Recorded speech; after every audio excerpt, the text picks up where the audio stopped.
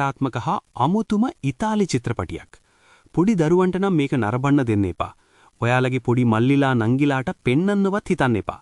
ඒ තරමටම මේ චිත්‍රපටිය මොලේ හරවන සුළුයි. පපරිකා කියන්නේ 1991 දී නිෂ්පාදනය කරපු ඉතාලි චිත්‍රපටියක්. මේ චිත්‍රපටිය අධ්‍යක්ෂණය කළේ ප්‍රවීණ ඉතාලි ජාතික අධ්‍යක්ෂකවරයෙකු වන ටින්ටෝ බ්‍රාස් විසින්.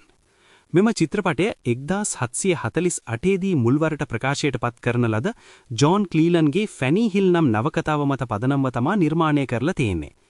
පස්සේ 1995 දී ජෝඩි අමාටෝ මේ චිත්‍රපටියේ වැඩිහිටියන්ට විතරක් බලන්න පුරුවන් විදියට ආයෙත් හෙදුවා.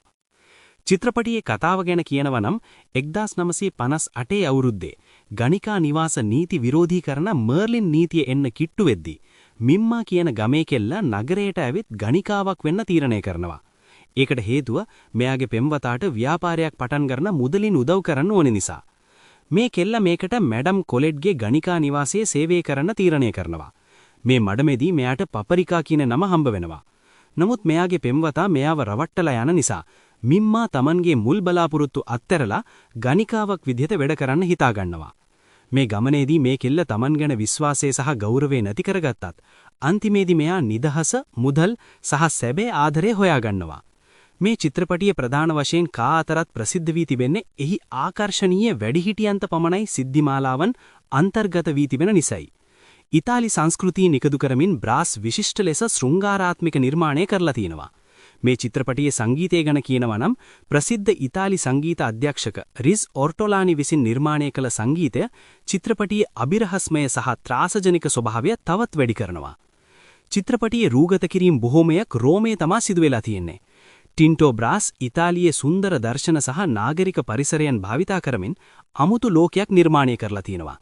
ඒ සමගම චිත්‍රපටියේ ඇඳුම් නිර්මාණය සහ රූපලාවන්‍ය ඉහළ මට්ටමක පවතිනවා. එය අශ්ලීල සහ සූක්ෂම යන දෙයන්ශේම විශේෂත්වයක් පෙන්වුල් කරනවා.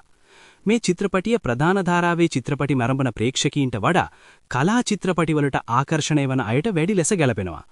පපරිකාහි කතා විලාසය සමහර විට පැටලි සහිත සහ අපැහැදිලි විය හැකි නිසා මේක ආරම්භයේ සිටම සම්පූර්ණයෙන්ම කතාව අවබෝධ කරගන්න අසීරු චිත්‍රපටියක් වෙන්න පුරුවන්. අවසාන වශයෙන් කියනවා නම් පපරිකා 90 දශකයේ ඉතාලි සිනමාවේ අමතක නොවන නිර්මාණයක් විදිහට දකින්න පුළුවන්. ටින්ටෝ බ්‍රාස් Tamanගේ ජීවිත කතාවේ කියලා තිනවා චිත්‍රපටිය හදද්දී එයා ඩෙබෝරා කැප්‍රියෝලියෝ එක්ක ලෛංගික සබඳතාවයක් පවත්වලා තිනවා කියලා සංවත්සරයක් විනුමෙන්. ඔයාලා මේ ෆිල්ම් එක සිංහල සබ්ටයිටල් එක්ක බලන්න ඕනේ නම් යට පින් කරලා තියෙන කමෙන්ට් එකෙන් ගිහින් බලන්න පුළුවන්. ඒකේදී ඔයාලට පාස්වර්ඩ් එකක් දෙන්නයි ඒකට 4433 කියලා දෙන්න. තව මේ වගේ මූවීස්, ටීවී ෂෝස් බලන්න ඕනේ නම් අපිත් එක්ක දිගටම රැඳිලා ඉන්න. අපිව සබ්ස්ක්‍රයිබ් කරලා බෙල් අයිකන් එක තොබලා තියාගන්න. ආයේ තලුත් ෆිල්ම් එකකින් ඉක්මනටම සෙට් වෙමු.